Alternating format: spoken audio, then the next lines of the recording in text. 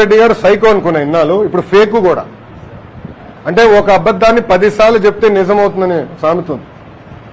అట్లా చెప్తా ఉంటారు అబద్ధాలు. అందుకే ఫేక్ జగన్ అని ముద్దుగా పేరు పెట్టిన. మీరు చూస్తే మన ఎన్డీఏ ప్రభుత్వం వచ్చిన తర్వాత రోజుకు ఒక అబద్ధం వాళ్ళు చెప్తారు. ఒక ఉదాహరణ, అంబేద్కర్ గారి విగ్రహం దగ్గర అక్కడ ఏమైంది? అంబేద్కర్ గారి పేరు కన్నా జగన్మోహన్ రెడ్డి గారి పేరు పెద్దగా ఉంది. బాధపడిన కొంతమంది దళిత యువకులు వెళ్ళి అది పీకేశారు. ఏం పీకేశారు? జగన్మోహన్ రెడ్డి గారి పేరు పీకేశారు. తొలగించింది జగన్మోహన్ రెడ్డి గారి పేరు, ఇంకేం చేయలేదు వాళ్ళు. ఒక ఇటుక ఎరగలేదు అక్కడ, ఒక చెట్టుకి ఎలాంటి ఇబ్బంది లేదు. కానీ ఇప్పుడు అది పెద్ద గోల్ చేస్తున్నారు, ఏదో అయిపోయింది. ఈ సభలో అడుగుతున్న వాళ్ళందరినీ, విదేశీ విద్య అంబేద్కర్ గారి పేరు పెట్టింది ఆనాటి ప్రభుత్వం, తెలుగుదేశం ప్రభుత్వం. మళ్ళీ అంబేద్కర్ గారి పేరు తీసి జగన్మోహన్ రెడ్డి గారి పేరు పెట్టింది ఎవరు? జగన్మోహన్ రెడ్డి గారి ప్రభుత్వం. దానికి సమాధానం చెప్పండి.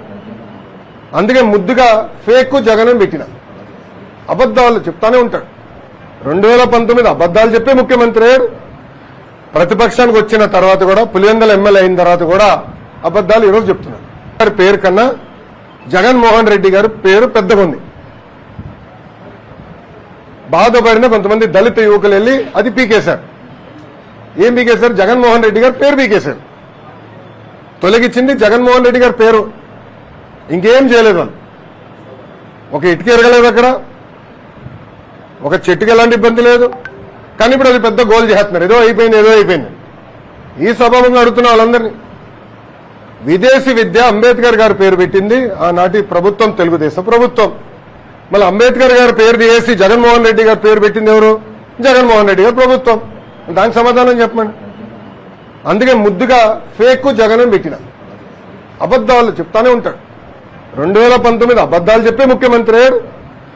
ప్రతిపక్షానికి వచ్చిన తర్వాత కూడా, పులివెందుల ఎమ్మెల్యే అయిన తర్వాత కూడా అబద్దాలు ఈరోజు చెప్తున్నారు.